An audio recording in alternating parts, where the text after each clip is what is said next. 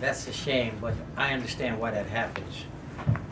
But still, I want some ladies to be able to teach other ladies, and so ultimately my goal is to give ijazah to some ladies that they can teach other ladies, and I can feel secure that they have the ability to do that.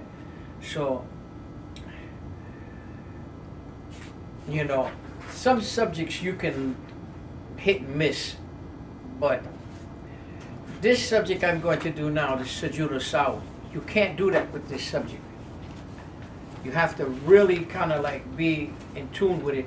And so like if you missed a class, it's good if you go online and try to catch up to it, because when you miss, you really lose a lot. And it's like a formulas. If you lose the formulas, you lose the ability to do it properly. Anyway, after saying that, you also can invite anybody, other ladies, especially if they are like college type people, like studious type people, because they have like a better way of absorbing information. They're a little bit more like systematic, In any case, that's not all time. Sometimes you get some people that never even, before Islam, never thought about going to school, but when they become Muslims, then they start to really want to like learn more and everything, so they become even more diligent than the average person in regards to being a student. So that's not always the case. In any case, if you want to invite some people, I would be very happy if you did that, especially like people who really want to learn something, inshallah. Okay. A'udhu billahi minash shaitanir rajim. Bismillah ar-Rahman ar-Rahim. Alhamdulillahi Rabbil Alameen. Wassalatu wassalam ala ashraf al-mursaleen. Sayyidina Muhammad. Sallallahu alayhi wa ala alihi wa sahbihi wa tabi'ina lahu bi ihsan ila yawmiddin. Allahumma salli ala Muhammadin an-nabiyil ummi wa azwajihi ummahatil mu'minin wa zurriyyatihi wa ahli bayt. كما صليت على إبراهيم إنك حميد مجيد وصلى الله عليه وعلى آله وصحبه وسلم تسليما كثيرا. أنا بعد. So this subject I'm going to teach now, Sajood Sahw. Sajood Sahw basically means the prostrations for forgetfulness. And what they mean by forgetfulness, they mean in your prayer. The prostrations for forgetfulness in your prayer.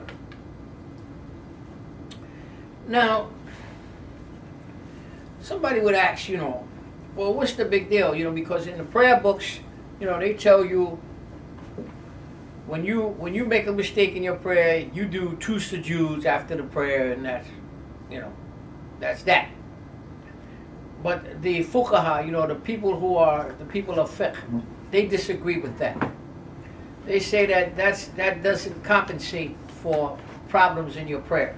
That you have to know how to fix your prayer. So that's what this subject is. This subject is what they call the patching of the prayer. And some hadiths that say the patch prayer is of more value than the prayer that no mistake was made in.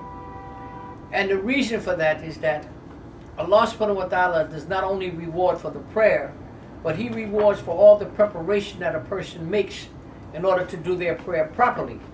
In which case, this subject, to patch your prayer, takes a lot of work and preparation. Not like what those little prayer books tell you.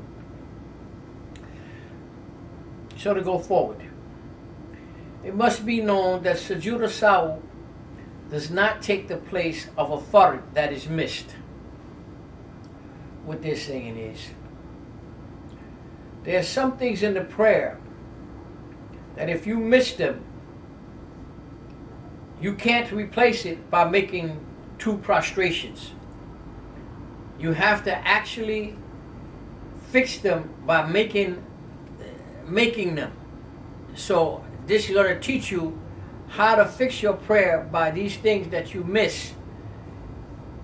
If they're thoughts, you have to fix those things. You can't just make sujood and think that it's going to be okay. You follow what I'm saying? Okay. If a fard is forgotten, you must correct it by doing the fard itself. What is a fard? A fard is those things that obligatory that must be done in the prayer. Like the first takbir in the prayer is called takbiratul ihram. You say Allahu Akbar, the first one. That's a fard. If you don't do that, then you've missed a fard that you might as well not pray the rest until you fix that, because your prayer would be invalid. Okay. Al-Fatiha. Yes, Samir. So is that, it's not like you have to go back and do everything following that, you just have to do that one part again? No. You have to do, okay, depending on where you find the problem. Like let's say, Allahumma salli wa sallam wa barakatuh Muhammad. Let's say that this fard, you're talking about the takbir. Okay. Let's say that this fard, the takbir to ihram, you realize that you didn't say Allahu Akbar when you're getting ready to bend for ruku. All right? What that means is that up until the time that you realize you didn't say Allahu Akbar, the first one, what they call takbir to ihram, that means that you wasn't praying. So when you say Allahu Akbar to correct it, you have to say what comes after that. Because up until that point, you didn't have a prayer. See? Now, when you say what comes after that, you can get away with not saying a lot. Like you can say takbir, then you can say Al-Fatiha, at least 4 ayats of the Quran of Al-Fatiha. Then you can say 1 ayah of the Quran from some of the surah, and you have fulfilled the fard and the sunnah mu'akkada. Okay, the sunnah mu'akkada is reciting something after Al-Fatiha. I'm going to come to all of this. All right, so it's better if you kind of like have a little patience with the talk, and then, because I'm going to cover everything, inshallah. Okay. So, a fard is like a Fatiha, the first takbir. All of the movements of the prayer are called fard. The sujood, the ruku, the standing from ruku, the qiyam, all of these movements of the prayer are fard. So if you don't do some of them, if you don't do one of them, then you have to fix your prayer by actually doing it. Okay. And what comes after it? Allahumma salli wa sallam wa barakatuh Muhammad. Okay. As a rule, if you add something to your salah, you should make Sajood Sahw after salams. Okay. Now these rules, I want you to really, you're going to have to put these in your mind, because without them, you won't be able to do it properly. So, as a rule, if you add something to your prayer, like let's say you add an extra sujood, okay? And then you remember, I made an extra sujood. No big deal. Adding an extra sujood will not cancel your prayer, but you will make Sujood Sahw after salams. I'm going to teach you how to make it after salams, and sometimes you're going to make it before salams. You make it before salams if in fact you miss something that is not fard. Like let's say you miss reciting Quran after Al-Fatiha. If you miss reciting Quran after Al-Fatiha, that means you missed what's called sunnah mu'akkada. It means a major sunnah. Now if you miss a major sunnah, you have to make Sujood Sahw before salams, not after. So that means that when you miss something in the prayer that is not fard, to the prayer, you would make Sajood Sahw after salams. Adding after, missing before. Now, let's say you sometimes in the repairing of your prayer, you will add something and miss something. When that happens, you're going to make Sajood Sahw before salams. So in two cases, you would make Sajood Sahw before salams, and in one case, you would make it after salams. When would you make it after salams? Yes, when something has been added to the prayer. When would you make it before salams? When something's missing from the prayer. When something is missing from the prayer. Or when you add in. Now you add and miss at in the same prayer, but the thing that you add and miss cannot be fard. That's right, because if you miss a fard and you don't fix it, you have no prayer. Simple as that. We don't even have to. Simple as that. If you don't fix the fard, you have no prayer. Allahumma salli wa sallam wa barak ala Muhammad. Now they're going to go to what's called sunnah mu'akkada. It means major sunnah, something major that's in the prayer that's not fard. This major sunnah,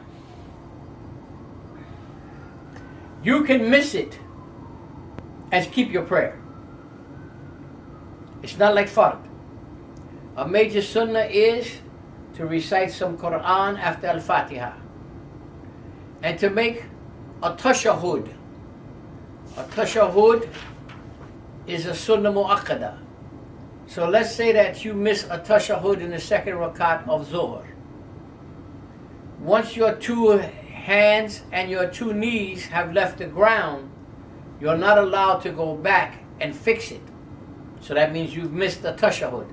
But it doesn't mean that you would have to lose your prayer. You will go on with your prayer as normal. And when you get to the end of your prayer, in the last part of your prayer, sitting for a tashahud, to end the prayer, you will make Sujood Sahw before you make salams. I'm going to teach you how. Sorry, can I ask you a question? Yes. So you said that if once your feet have left the ground, Your two hands and your knees. Is this a general rule? Like, even if you haven't started on the next part of your salah, if you've done the movement, you can't go back? Okay, Allahumma salli wa sallam wa barak ala Muhammad. The principle is like this. Sujood, tashahud is a sunnah mu'akkada or a major sunnah. Things in the prayer have their value. The movements of the prayer, each movement is a fard. They don't allow you to leave a fard to do a sunnah. So once your two hands and your two knees have left the ground, what comes after those is the standing to recite Al-Fatiha, the next rakat, which is a fard. So you're not allowed to go backwards, leave the fard to do a sunnah. You understand? That's the principle of the subject. Is everything has its value. The fard are the things that can't be replaced by anything else. The sunnah mu'akkadas, you can not do it and still have a prayer. Okay. This is why if you miss that sunnah, you don't lose the prayer. You just make Sujood Sahw before salams, you maintain your prayer. But if you don't do the fard, you lose the prayer. Okay. Allahumma salli wa sallam wa barak ala Muhammad. Now, the next thing they have is something called sunnah kafifa. And you can spell it however, whatever way makes you understand what you're talking about to yourself. Sunnah kafifa means minor sunnahs, something smaller than the sunnah mu'akkada. The sunnah mu'akkada are major, the sunnah kafifa are minor. A sunnah kafifa is like when you say Sami Allahu liman hamida, when you're raising from ruku. That's a sunnah kafifa. To say the other takbirs after the first one, when you say Allahu Akbar, when you move from one movement to the next, after the first one, those are considered as minor sunnahs. So if you miss one of those, not a big deal. If you miss two of those, it's like equating the minor and making it a major by missing two of those. So that means you would have to do Sajood Sahw before salams for what you miss. The same as if you had missed a tashahhud or recitation of Quran after Al-Fatiha. Because missing two minor sunnahs equates to missing one major sunnah. You got me? So if you only miss one minor sunnah, do you still have to make sujood? That's my question to you. No. Based on what I just said. What would you think? No. Yeah. Because it's only one. You need two to equal a major sunnah. So if you miss two or more minor sunnahs, you would have to make Sujood Sahw before salams. Okay? If you only miss one, it's nothing. Just keep going. Not a big deal at all. Okay? So someone would ask, well, Sheikh, I mean, why are we doing this anyway? You know, I mean, why we can't, if we make a mistake in the prayer, why we can't just cut that prayer and start a new one? Because the fuqaha say that shaitan, a'udhu billahi, that's what he wants you to do. He wants you, when you make a mistake in the prayer, or think you made a mistake in the prayer, to say, oh, I got to stop this prayer and start another one. Because what will happen is, eventually, if you do that enough times, you're going to say, oh, I can't seem to get my mind right to make my prayer right now. I'm going to make it later. Then when later comes, you're going to say, you know, I'm a little tired and hungry right now. I'm going to eat a little something, do this first. Then I'll come back to that prayer. My mind will be better. You may come back later, or you may not come back later. And this is what the shaitan, a'udhu billahi, is hoping, that you just forget about it and go forward until, you know, you may wind up owing a lot of prayers because you keep cutting your prayers and say, I'm going to make a new one. But you don't. Okay. Allahumma salli wa sallam wa barak ala Muhammad. In any case, the difference between the Muslim people and the other people are these prayers. These prayers are considered the dividing line between the believer and the other people. So we are, in fact, informed by Muhammad sallallahu alaihi wasallam that we must take good care of these prayers. That's what this subject is about. Taking good care of these prayers and frustrating the shaitan, a'udhu billahi. Because if he comes to a person who has learned his lessons and he says to them, oh, you made a mistake in your prayer, you better cut that prayer. That person will say, after education of Islam or Sajood Sahw subject, he will say, listen, I know exactly what I have to do. You can go take a walk. This is what I have to do for that particular thing. That frustrates him. An educated believer is his greatest enemy. He has more fear of an educated person than he does of thousands of other people. So, what we want to do is we want to become educated enough to keep him in his place. Sometimes when you make your prayer and you learn these things, you can actually feel him running away from you, because he gets afraid that, you know, you're going to be one of those people that Allah subhanahu wa ta'ala talked about, that he will not be able to affect them in any kind of way. See? He's in fear of those type of people, because they'll prove him as being who he really is worthless. So, this is our duty, is to learn this as best as we possibly can. So, if you miss two minor sunnahs or more, you must make Sujood Sahw before salams. And I told you what they are, like the takbirs after the first one, saying Sami Allahu liman hamidah when you raise from ruku. These are considered as sunnah kafifa or minor sunnahs. Then the rule is always take less and apply more. Never, in general, the general rule is if you have a prayer, like let's say you're making Zohar, and you think you're in the third of rakat or the fourth rakat, don't say I'm in the fourth rakat, unless you have something strongly showing you that you're in the strong rakat and look strongly in the last rakat. If there's some question in your mind, always take less. That's the rule. Always take less and then apply more. So we would tell Shaitan, be like, yo, take a walk. Well, I'm in the third rakat. I'm going to do this third rakat. Then I'm going to do the fourth rakat. Why? Because you will know for sure that you have at least 4 rakats. If you have 5, mashallah. It's no problem. You can't lose your prayer for that. You see?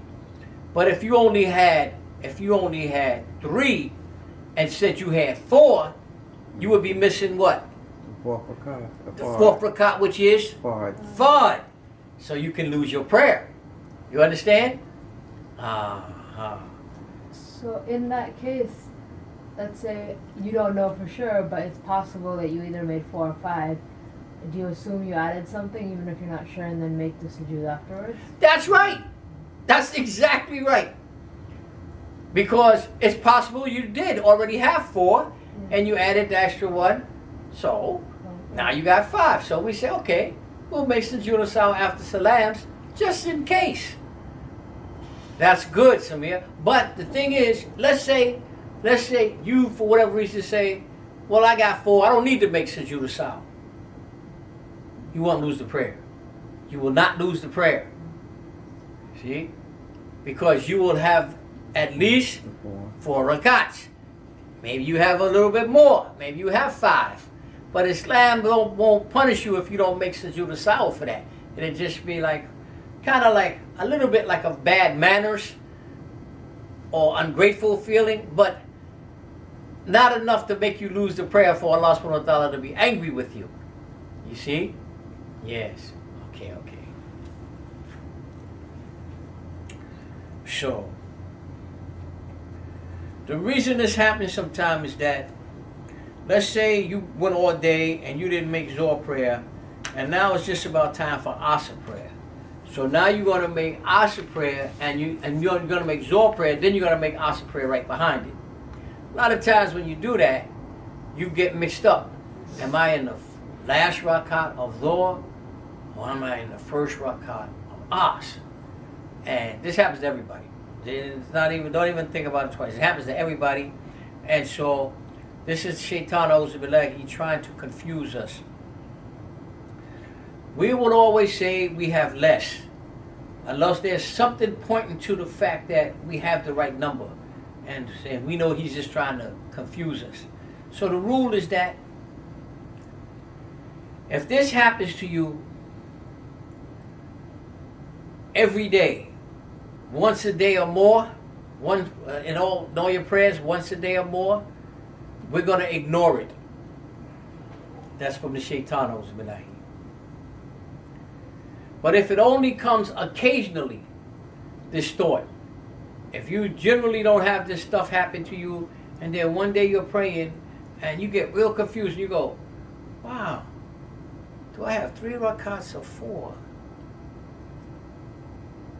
And it doesn't happen all the time to you, you're going to listen to it. You're going to say, I only have 3 rakats, or whichever one you think more, whichever one you think more in that direction, you're going to follow that direction, because it doesn't happen to you all the time. If it happens all the time, they say it's from the Shaitan. Auzubillahi. If it just comes once in a while, that means it's from you. Something actually happened, and you have to fix it. Okay? Okay. You want to ask me about these rules? It's like, how do you know like what's often and what's not? Like, So like, is it always better if there's any doubt just to kind of just do the extra sujood just in case? Or? Okay. Allahumma salli wa sallam wa barak ala Muhammad. Doubt is when you have two different things going on at the same time. 2 or 3 different things, and you're not sure which one it is. That's called doubt, where you can't discern by any way which thing is strongest, whether it's like I did or I didn't. That's called doubt. Thinking something is when you have a stronger opinion about one thing than the other. The thing that you have the stronger opinion about, that's thinking, and that's what you're going to follow. That's what this is talking about. What this is saying is that when you make something, you think you made a mistake, and you're trying to figure out, did I or didn't I make the mistake? The first thing you're going to look at is, do I get this to happen to me every day? This thought, does it only, listen. Sometimes people come to me, they say, Sheikh Amin, I don't know what to do about my prayers. Every time I make prayer, I get all these different thoughts in my mind. Did I do this? Do I do that? Did I miss this? Did I make that? And they say it becomes very confusing to them. I tell them, that's the shaitan, a'udhu billahi. He likes to do that to keep you confused, because then you may walk away from your prayers. He'll be happy. So what you do is, you look at it this way. If it comes to you every day, all the time, that's him.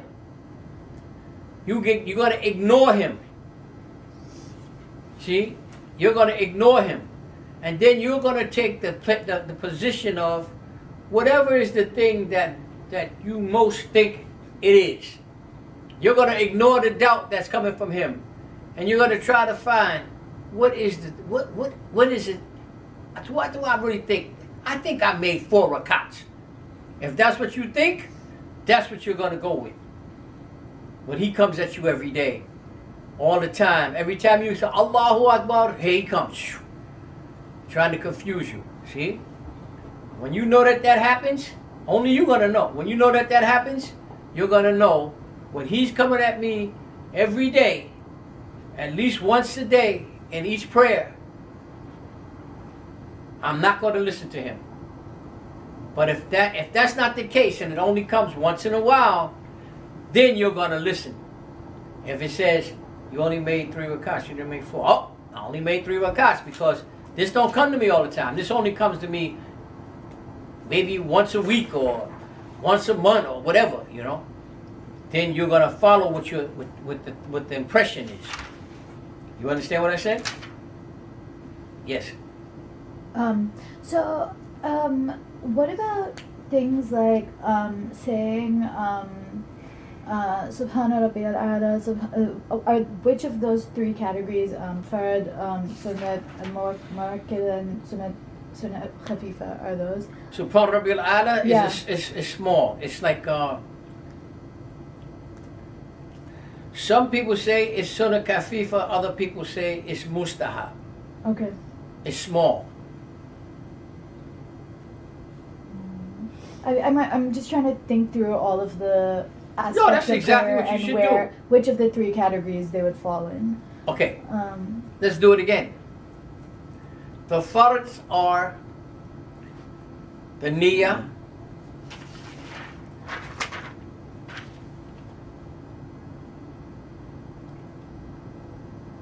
wait, Takbir, Ikram,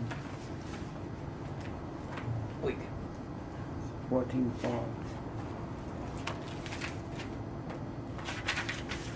Let's see if I have it here. Because that would save you. Okay.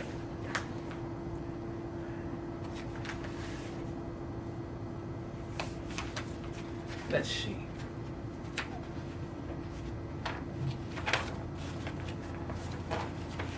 There are like 14 fards of the prayer.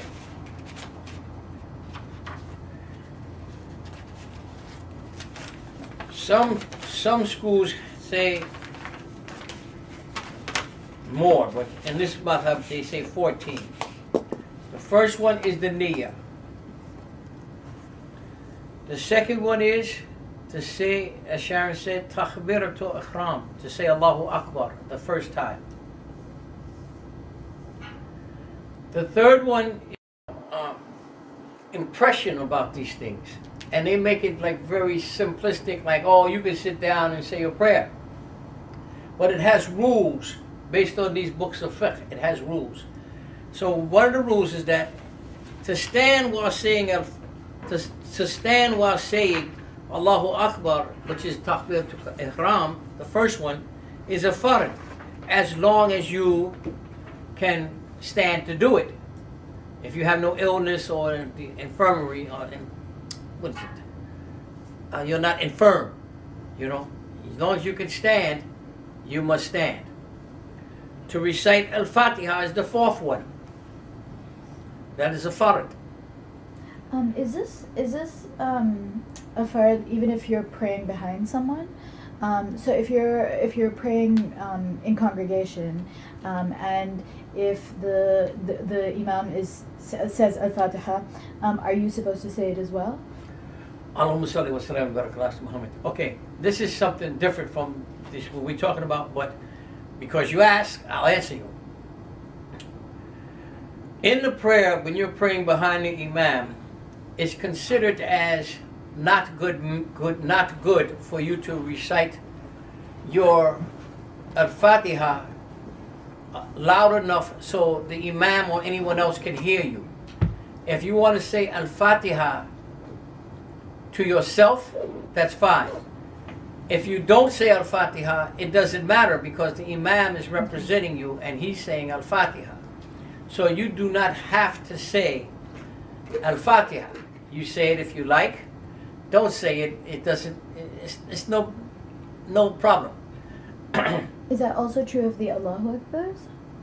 To say takbir, Yeah. Allahu Akbar, you can say it, but you don't have to say it because the imam, if you're in congregation, whatever he does, he's representing the people standing behind him.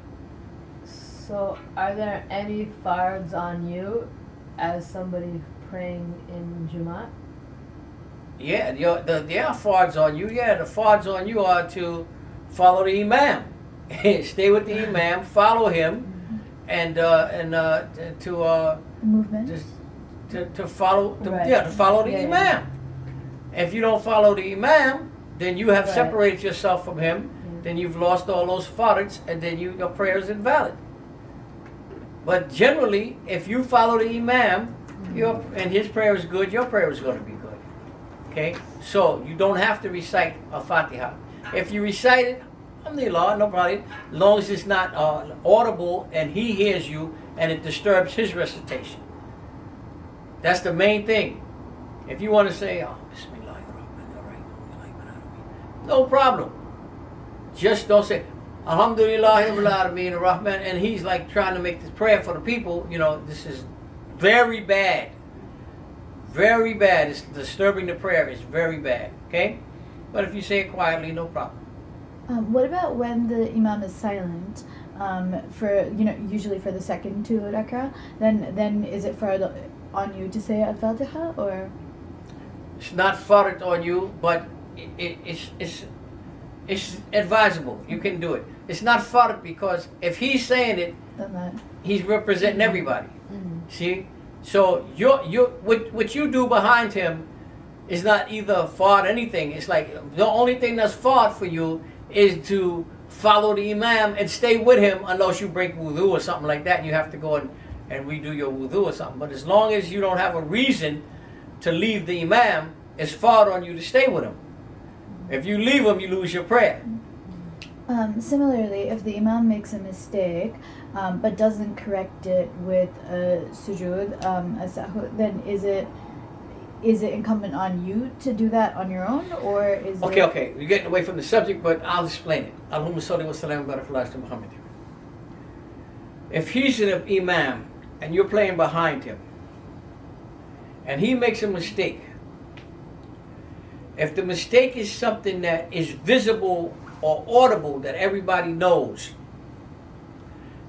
it's incumbent upon the people behind him to correct him in the prayer before he goes any further. They should say, the females, according to Imam Malik, should clap their hands like that to get his attention that he made a mistake. If there's males praying behind him, they should say Subhanallah wa bihamdi, Subhanallah wa bihamdi, to get his attention so he'll know that he made a mistake.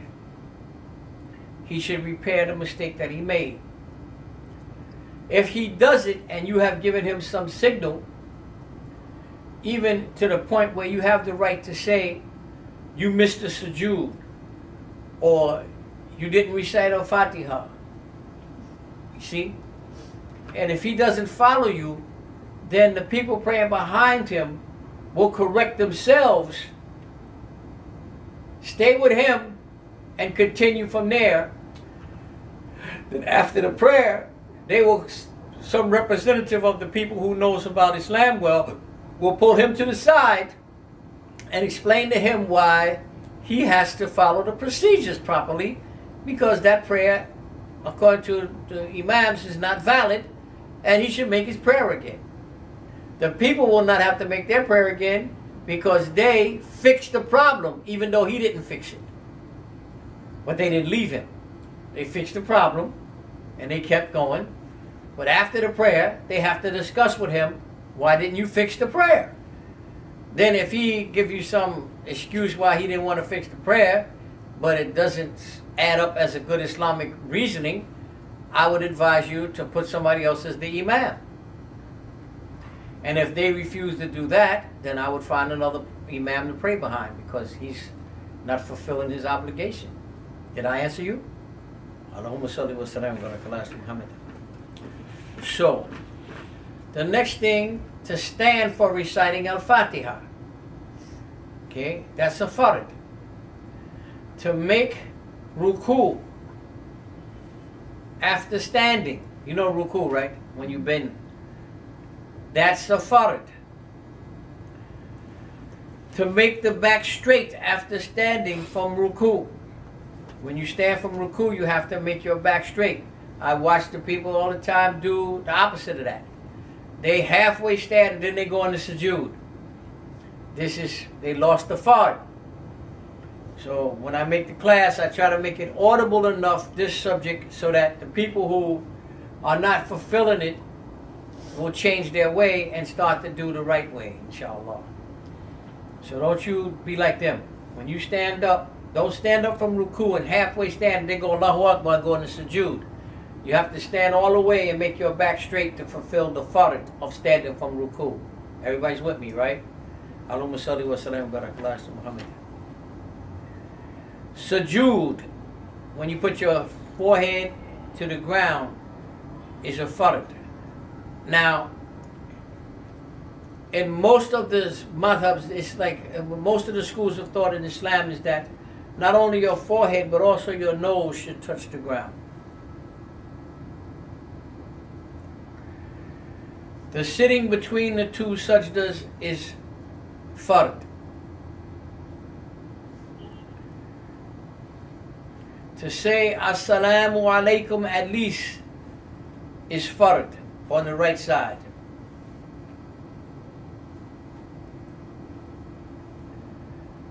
To sit to say Assalamu alaikum, or in the case of most of the people, Assalamu alaikum rahmatullah, to sit to do that is also fard.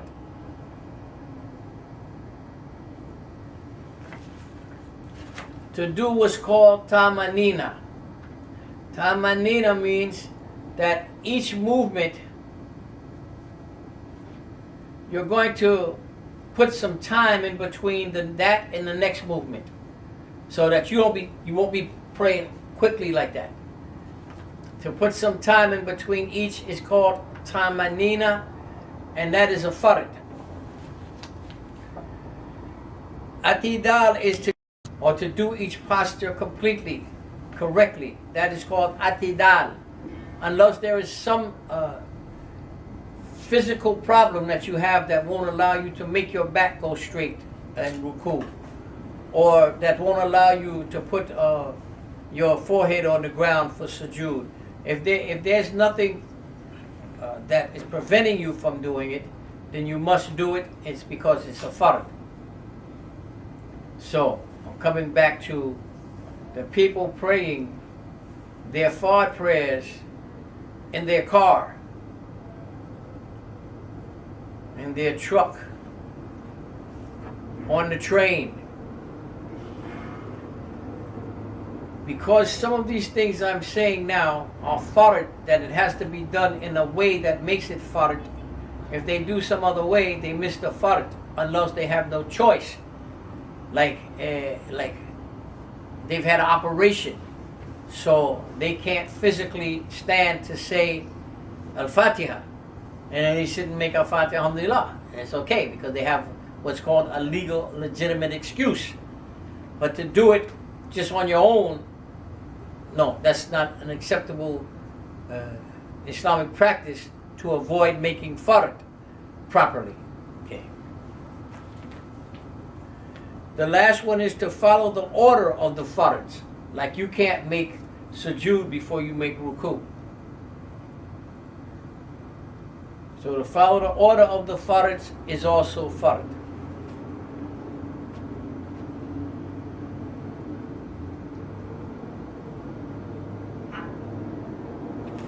Prophet sallallahu alaihi wasallam says, when a man or woman stands in prayer and they direct their hopes, their face, their mind towards Allah, that when that person comes out of his prayer, he comes out as he was on the day that his mother gave him birth.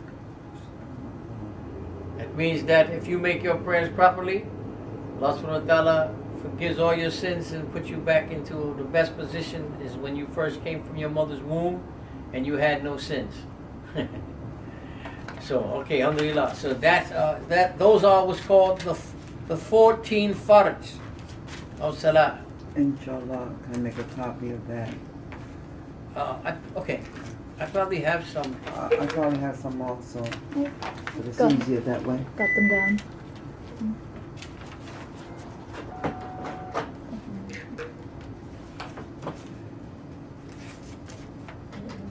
But this one is not good because I have other Okay, things written mashallah. on here. I can take it from the computer, from the book. Those are the 14 fards. Okay, now,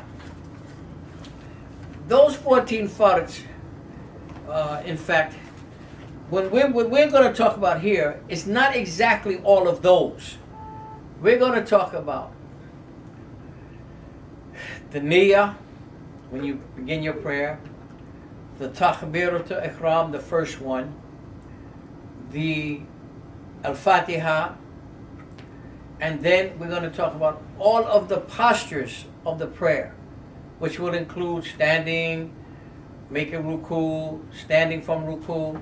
So these are the ones that we are directly going to concentrate on in regards to a fard and or missing a fard. Okay? Okay. Let's say you add as many rakats to a prayer as is required for the salat itself. For example, Zohar has how many rakat? Or Right. If you add 8, if you add 4 more, you would have 8. That prayer would become invalid. The reason is that anybody who would add 4 rakats to Zohar and make 8 rakats is not paying attention to their prayer. They either have some medical problem, mental, their minds is wandering from some something haram that they put into their body, or they're just not paying attention to their prayer. Maybe they overtired, whatever it is. The cutoff point is if you double the rakat of any prayer. If you do that, your prayer became invalid. So when you're praying, let's say like you having a bad day. You're making your prayers and you keep forgetting what rakat I'm in, and oh my God, I'm messing up this prayer. And if you can discern that you've added to the prayer as many rakats as the prayer is itself, you might as well just come out of that prayer and say, I've lost this one. And start it and rest or do whatever you have to do to get your mind right, and then go back and pray again. But this is not like a preferable way, because if you keep doing that, you're going to wind up owing a whole lot of prayers. So you have to concentrate. So some brothers ask me, well, Sheikh, how do you keep concentration on these prayers? Without making these type of mistakes. Well, the main way is to know what you're saying in your prayer.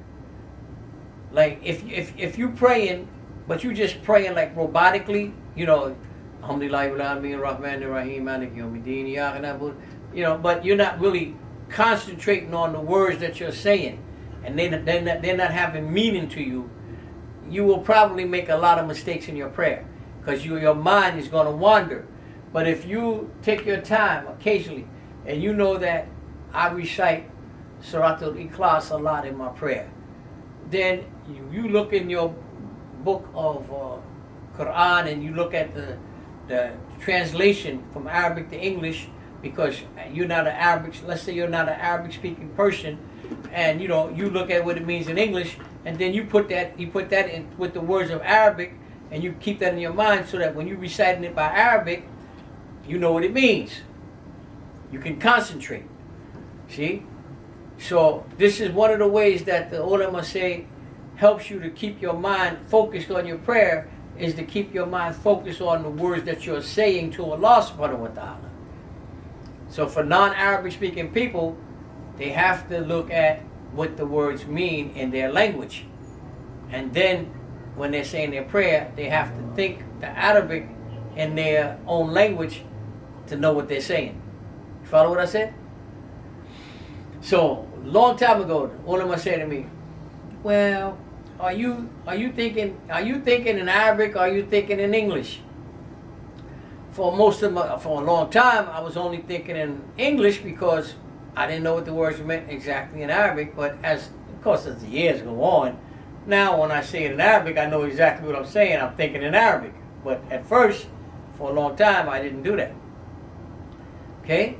All right. What time is it? 2:35. What time is this class over? 2:45. Huh? 2:45. It's over at 2:45? Okay.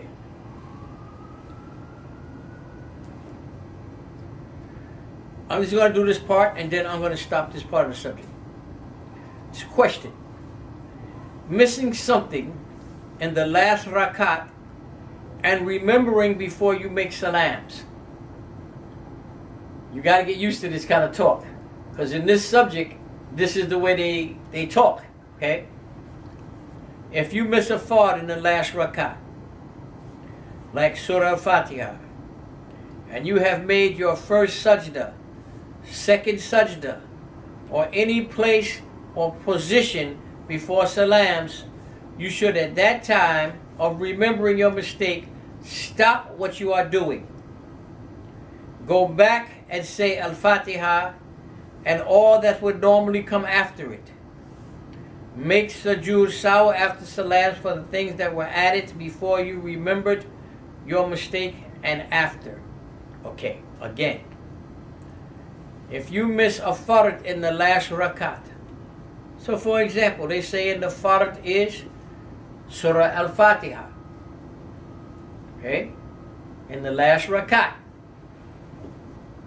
and you've made your first sajda, your second sajda, or any other place or position before salams, that means you're in any other part of the last rakat, and you haven't made salams yet. What should you do? Go back and make that. Stop what you're doing. Let's say you're sitting in between sujuds of the last rakat, and you remember you didn't say Al-Fatiha of that rakat. You're going to stop what you're doing. Stand up by saying Allahu Akbar. Recite Al-Fatiha. Do everything that comes after reciting Al-Fatiha. Like, look, Samir, It's not enough just to recite al-Fatiha. You got to recite al-Fatiha and everything that comes after it. Then, when you do in your rakat, like you normally would, you're going to make Sajood Sahw after salams because of all the things you added before you remembered that you didn't recite al-Fatiha in that last rakat. You follow me? And so similarly, if you remember in the fourth rakat that you forgot Fatiha in the second rakat, you would go and make That's a whole nother subject. Oh, okay. That's a whole... Okay, let me tell you real quick.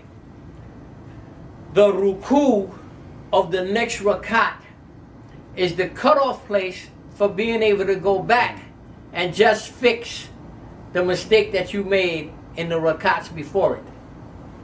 The ruku of the rakat that comes after you had made the mistake is the cutoff place.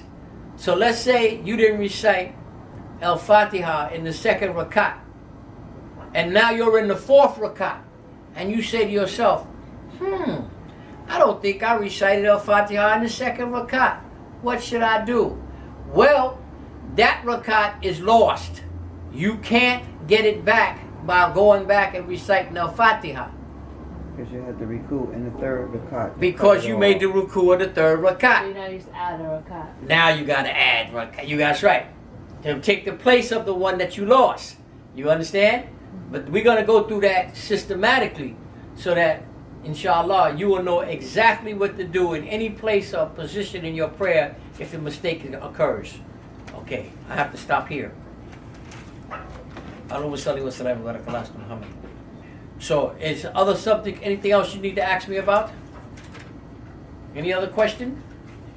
If you miss your wetter, constantly missing your wetter, is that a sin? Or like that's just like Your witr the wetter prayer? for nighttime. Yeah. Allahumma salli wa sallam wa barak ala Muhammad. Okay. There's a couple of things that are not fard, but they are emphasized strongly with Allah subhanahu wa ta'ala by the Prophet sallallahu alaihi wasallam. The morning 2 rakat.